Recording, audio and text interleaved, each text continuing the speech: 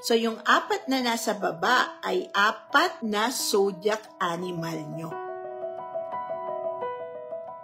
So, pag tinanong kayo, anong zodiac sign mo? Yes, we are right in a way pag sinasabi niya, year of the sheep ako. Tama naman yon kasi born ka on the year of the sheep. But if you use metaphysics, mga anak, if you use feng shui, you're not supposed to only consider the year. Dito tayo nagkakamali ng gamit ng metaphysics. Most of the feng shui masters na nagpa-practice, yan lang ang ginagamit nila because ito ang pinaka-basic. You cannot actually say na porket swinerte ang year of the rat this year, maganda ang analysis ng year of the rat because the number 8 is nasa kanila, wala silang masyadong clashes. Not necessarily lahat ng born on the year of the rat ay suswertihin. Hindi. And you cannot apply the year kung ipla-plan mo ang life mo. Hindi pwedeng say, swerte pala ako, okay ang year ko, hahappy ka na. Hindi. Kailangan gamitin mo yung 4 na yan kung paano mo siya kakailanganin o paano siya relevant sa inyo.